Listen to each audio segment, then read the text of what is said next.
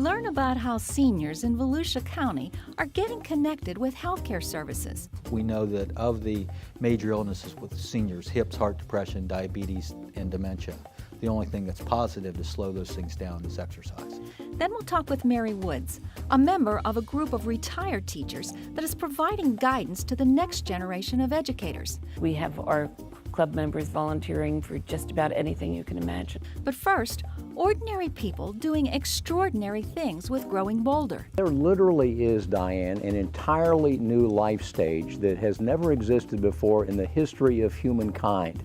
3 Central Floridians give us insight on embracing our later years. All that and more next on Metro Center Outlook.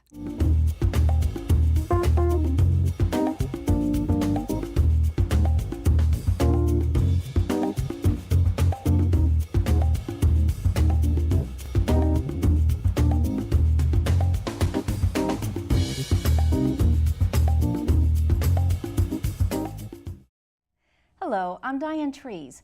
Aging can be scary and stressful, but today we'll learn how to embrace our later years and make them meaningful and even fun. Mark Middleton joins me to talk about growing bolder, not older. Mark, welcome to the show. Thank you, Diane. I appreciate you having me on. I understand that it's not so much about the age, but more about our attitude. What does that mean? Well, it means anything is possible these days. I mean, there literally is, Diane, an entirely new life stage that has never existed before in the history of humankind. And it's not guaranteed to anybody, but it's available to anybody. And this life stage is the very real prospect of 3 or 4 decades of active lifestyle after the normal retirement age. And you know, in 1900, the life expectancy in America was 37 years old. In 1930, it was up to 57. Today, it's 82 for women and 79 for men. And so there is opportunity now to reinvent yourself, to chase your passions. Some call it a middlescence, a new adolescence. But there is an opportunity now to live your life in a meaningful, significant way that really never existed for our parents and anybody beyond them. It's a task, though, to get them to know how to do that. Now, what is your advice for transitioning into that stage of life? Well, you almost have to be fearless. You know, I think part of the problem is, you know, most of us are captured by the couch. And many people, honestly, Diane, don't want to believe that there is this new age of opportunity. It's easier to think that, you know what, it is what it is. But the way you get started is very, very slowly. You know, you take one small step. You try to change the lifestyle choices that you're making. And the neat thing about life in general is that there's momentum in both directions. You know, I think that if people say they're maintaining, they're fooling themselves. There really is no such thing as maintenance when you're an organic being. You're getting better or you're getting worse.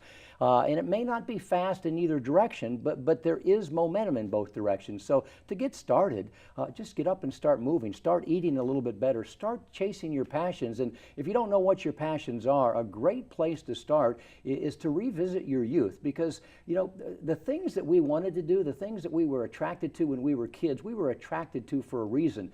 But circumstances, our parents, school, something got in the way. If you wanted to learn to play the piano when you were 6, chances are you still want to. What are some of the new opportunities, though, you see emerging for people over the age of 50? It's limitless. You know, basically what we do at Growing Bolder is share the stories of ordinary people that are living extraordinary lives, which, by the way, is great news, not for people our age, but great news for the people that are running the cameras here today. You know, when you realize that it is never too late, no matter how old you are, it is never too late to change who you are, to change what you want to do, to change what you're going to become. It removes a whole lot of pressure. If you're 24 or 26, that's great. You don't have to get it right this time. You can totally reinvent yourself at every age. So what are the opportunities? The opportunities are to go back to school. We interviewed the world's oldest college graduate at 98. She's 102 now. She's a graduate assistant at Fort Hays State University. We interviewed a guy 104 who is a very highly collected abstract artist. Didn't start painting until he was in his 80s. We interviewed a woman this past week named Winifred Prestel, who, by her own admission, when she was 48 years old, was obese, diabetic, out of shape, and could barely walk. She was arthritic. Today, she is 75 years old, and she is the world record holder in her age group for both the bench press and the deadlift. She got off the couch and she got moving. So there are no limits. It's whatever you want to do, start doing it. So what are some of the common threads that you see that it's so important to keep active and engaged in life? You know, one of the guys, I don't know if you've read the book, The Blue Zones, but it was written by a guy named Dan Buettner, and it was part of a National Geographic expedition, and they went out and studied these 5 areas in the world that had the highest incidence of active longevity. And if all we're talking about is longevity, who really cares? None of us want to live to be 105 if we're, sitting in a chair drooling. They wanted to see what these cultures who had active longevity shared. And there were some very common things, and they were all lifestyle choices. Diet is a big one. They ate primarily plant-based diets, and if they ate proteins, animal proteins, they either caught it or they captured it themselves.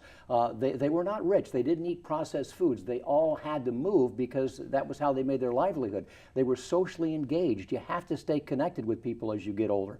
Their elders were, if not revered, at least respected. And this is Okinawa, Japan, and this is an island in Greece, and this is a place in Costa Rica, and the only place in North America that is one of the blue zones is Loma Linda, California, a community of 9,000 residents, all Seventh-day Adventists, who are vegetarians, who socialize together. They have a strong spiritual belief. So those are the things that keep you living and keep you active. Now, you said that it's both the best time and the worst time to be over the age of 50. Why is that? Well, it's, everybody talks about the baby boomers, 80 million of us, give or take, that, born between 1946 and 1964, 10,000 a day turning 65. And it is, in this group of 80 million people, there is both unprecedented vitality, energy, significance, wealth, and there is also unprecedented disease and morbidity. So it's a very diverse demographic, and depends upon how you want to live your life, how it's going to be. We talk a lot about something that most people don't, and that's compressed morbidity. It sounds really, really bad, but essentially the people who change their lifestyles and become active and eat better, they experience something called compressed morbidity. And what that means is they will live, let's say this is 65 years old, and you're going to die down here at 85. Most people from 65 to 85, it is a very straight line, a slippery slope of increasing disability and morbidity. People that have compressed morbidity will live like this, active, doing their thing. When they go in a hurry, but they go all at once. And by the way, the one point I really want to make, Diane, is that it's not my opinion, it's the opinion of almost every researcher out there now. 75% of longevity is determined by the lifestyle choices that you make, not by your genetics. Genes only determine 25%, and even though you may be genetically predisposed to get breast cancer or to have diabetes or to have a cardiac issue, how you live your life literally determines whether those genes express themselves or not. You can turn those genes off by making the right kind of lifestyle choices. So you're really offering hope to people in a variety of ways. We say our products are hope, inspiration, and possibility. And we do it, again, with ordinary people. We don't sit up there and preach to people. We say, watch this story. This is someone that's doing something incredible. Right. Thank you, Mark, so much It's for been being my on the pleasure. show. When we come back, we'll learn more about how one organization is helping seniors in Volusia County.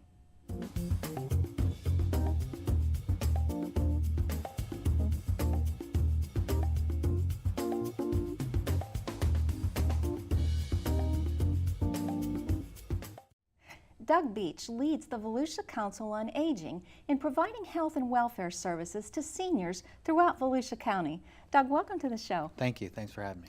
How does the council help people live independent lives and healthy lives? Well, what we're trying to do is we try to look at 3 things: social, intellectual, and physical activities. Our hope is that since most people want to age in place in their own homes, our hope is to figure out a way to make that happen. So there's some statistics out there, Brigham Young study, which suggests that social isolation is as difficult on a senior's health as smoking 15 cigarettes a day. So we know if we can go and break some of the social issues, social isolation issues, get people at a senior center, a community center, or involved some way with other people, we know we can help them in that way. The other thing that we're looking at is some way to help people be intellectually stimulated. We know that you can slow down dementia and some of the issues with dementia through intellectual stimulation. And then from the health perspective, the physical perspective, we know that of the major illnesses with seniors, hips, heart, depression, diabetes, and dementia, the only thing that's positive to slow those things down is exercise. So that's what we're trying to do: exercise, intellectual stimulation, social activities, so that we can allow folks to stay in their homes as long as they want to. That's a very multifaceted group of services then you offer. Yeah. We have anything from companionship in the home, homemaker in the home. We have the senior center activities, which will have Tai Chi, bingo. Some Always unique things have to like have Tai Chi. bingo. Yeah, some sort of exercise programs. Usually we have computer classes. We'll do all those things to try to get the seniors out. Now, with the funds you raise in Volusia County, how does that help support the seniors then? Well, we are one of the lead agencies in the state of Florida, and I don't know if you're familiar with Chapter 430 in state law. No. But Chapter 430 sets up lead agencies to bid for Community Care for the Elderly programs, which are state general revenue programs, and the Older Americans Act, which includes Meals on Wheels as well as congregate meals. We bid those about every 6 years. We've been the provider for nearly 30 years in Volusia County. And so what we do is we have to raise somewhere between $750,000 and $1 million a year to pull down those state and federal grants. So that's why we raise the money we need to raise so we can match those federal and state grants. That's a significant amount to raise. Yeah, it's, they give us some leeway. They allow us to do it in kind, but mostly it's cash, and yeah, it's difficult. What's the most difficult or the most challenging thing you see for the people that you're serving? Well, I think the most challenging thing is if you look at the overall scope of the services that we provide, we haven't had a significant increase in the Older Americans Act since 2002. And the Older Americans Act provides Meals on Wheels, congregate meals, dementia services. In fact, with sequestration, we got a $150,000 cut earlier this year. And you look at that, what that forces us to do is we had essentially a 20% cut in our meals programs, congregate and home delivered meals. So I would say that the most challenging issue right now is funding. How do we go ahead and know that we have less funds but a growing wait list? How do we make those people better off? With the number of people approaching, the baby boomers approaching retirement, what would you advise them? How should they be preparing for this stage in life that's coming up? Well, I would encourage as many people as possible to stay involved, either through continue to work as long as you possibly can, or to volunteer as long as you possibly can. Recent study came out probably 3 or 4 weeks ago. I don't know whether you saw it in the paper, but they suggested that people who work longer or people who volunteer after they retire have less amount of dementia, fewer incidents of dementia. And so we can help with seniors in many ways by keeping them out, keeping them active, keeping them in the community. And then the other thing that we suggest is the physical. Make sure you're going to your doctor age-appropriate number of times a year, and make sure you're physically active. What are some practical tips that you could give to people that are getting closer to the retirement age? First of all, take some sort of assessment of your finances. If you don't have a financial advisor, maybe you need to get one. But understand that a lot of people go into retirement and think, well, I'm retiring and I can get on 70% less than I was getting along with when I was working. Probably not accurate. You probably need to figure out a way, either with retirement funds and some sort of work or something like that, downsizing, something like that, to get to where you need to be financially. And there are a lot of good financial experts out there, and we encourage people to do that. The second thing we want people to do is make sure they have a living will. Make sure that their will is updated. We know if they need a medical surrogate. We know if they have a do not resuscitate order. All that's worked out in advance. And then the last thing that we always talk to people about is find some place and something that you enjoy, to be active. the thing that was always interesting, you remember Tip O'Neill. Yes. Tip O'Neill, for those that are younger than I am, Tip O'Neill was a longtime Speaker of the House in D.C., just a great guy. A colorful man. Yeah, colorful man. And when Tip O'Neill retired, his wife said, "I married you for better and for worse, but not for breakfast and lunch. So get out of the house." And that's what we're trying to tell people: socialize, get up, get moving. Don't allow retirement to be a depressing incident. How do you actually get people to know about your services, though? Well, if I go to any place in Volusia County and say, "How many of you have ever heard of the Council on Aging?" If we get 50% of the people to raise their hands, that's a good day. How many of you have heard about Meals on Wheels? Everybody's heard about Right. Meals on Wheels. And so that's our branding, is the Meals on Wheels program.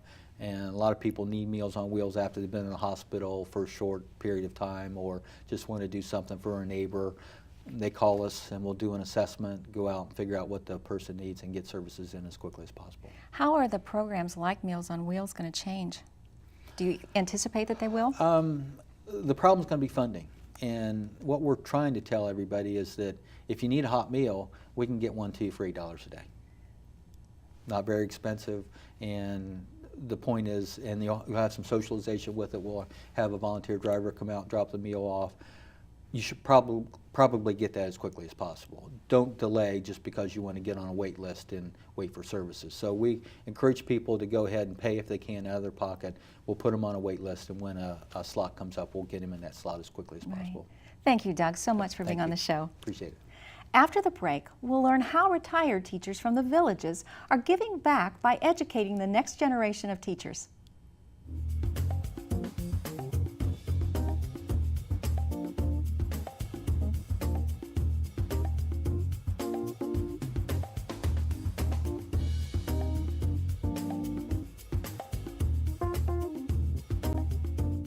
Committed to her profession and lifelong learning, Mary Woods retired from teaching more than 10 years ago, but stays active by working with the next generation of educators. Mary, welcome. Thank you. Glad to be here.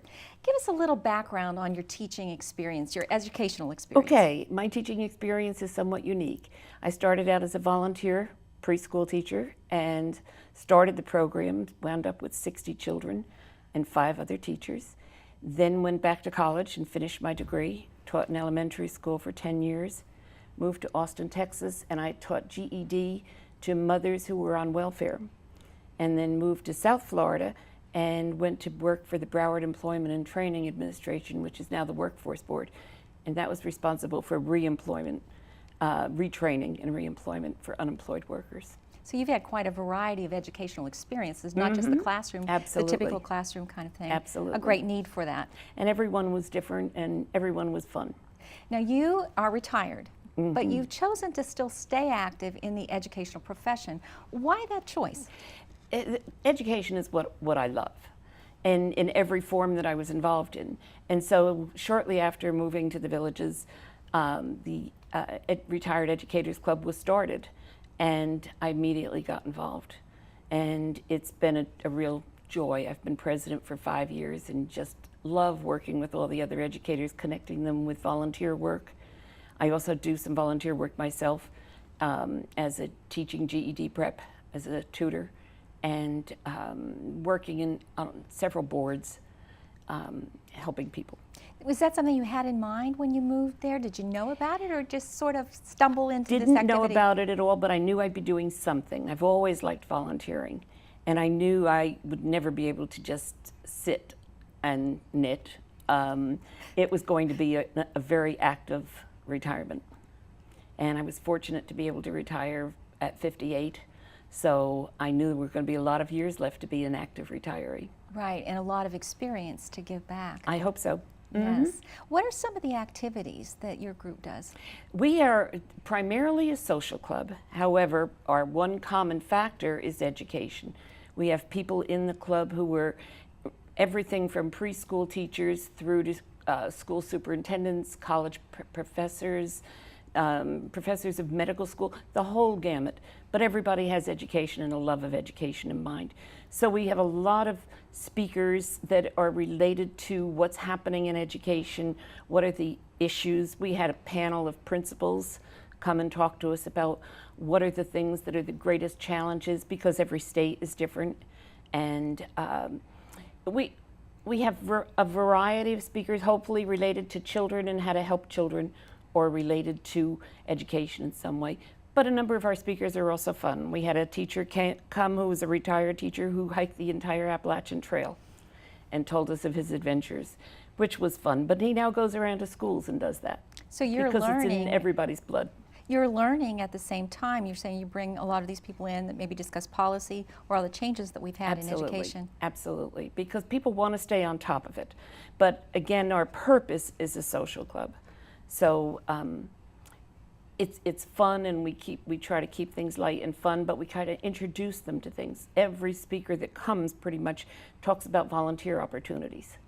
And we have our club members volunteering for just about anything you can imagine. What do they do? What are the activities? Well, that we have, of course, they're volunteers in the traditional volunteer situation. We have one-on-one volunteers who work with special needs children. We have people who do other things outside the community that could still be related to education. One I'm thinking of particularly is she's a docent at a historic home, and she talks all about the history of the Baker House in Leesburg. And so there's a number of things that people are involved with. And then there's the non-traditional education, such as people making things for homeless children and taking up collections of goods needed by homeless children, especially children up in the Ocala National Forest. What's your favorite? What do you like to do? Oh, goodness. Probably my favorite of all things is tutoring GED prep, because that's a one-on-one, and it's people who, for some reason or another, something happens, sometimes bad choices, sometimes life circumstances, but they can't get much further without getting that certificate. And it's not an easy test. It's gotten harder since I started doing it, and so they need help. Do you feel that lifelong learning helps you to stay active and young? Oh, of course it does. Of course it does. I would be very lost if I wasn't doing things that kept the mind active. And we're involved in a number of things. Besides, we have a huge lifelong learning college at the Villages. It's huge, with hundreds of courses at all times. But there's also other things. There are clubs where topics that are in the news today are presented and discussed. And some of them are related to education, but many times they're not. It's related to politics or related to Obamacare or whatever topics that happen to be of interest. And that way we're getting information and also sharing our thoughts with other people. Well, as you said, you have such a range of people from educational fields. You must have boundless opportunities for speakers and people wanting you to speak, I would think. Yes, we have speakers are calling all the time. We don't use too many of our own people for speakers because they really want to participate in the group and the discussion that goes on in the group. But a few have done that, but most of the time they're calling with ideas of somebody they know who would be good, or somebody who's coming to visit them who has a particular expertise, and that gives us a large variety of programs. How do you find the members for your group? Do you do recruiting, or is it just known now for the services that you've done? It's pretty well known, and of course the Villages has a newspaper that comes out weekly with all the different clubs, and we put a write-up about that. We find our club is especially important for people who are new to retirement. It's a great transition from the education life to the new life they're leading. People are not wanting to give it up totally. They love children or adults, they love teaching, but yet now they're in a whole new circumstance and there's no more reports to do. What's your advice then for other retired people who might want to get involved in a group like you have? I would say, first of all, do get involved. It's what keeps you young, it's what keeps you active, it keeps you healthy. And the people you meet when you get involved are just phenomenal because they come from all over the world and they have experiences that are just unique to everybody. We had people come and tell us about their international teaching experiences, something I just never thought about. That's wonderful. And so if you're going to retire, you've got to stay involved and you've got to stay healthy. Thank you, Mary. That's all for our show today. Visit wucftv.org/metro for interactive features, special content, and more. Thanks for tuning in. Until next time, I'm Diane Trees.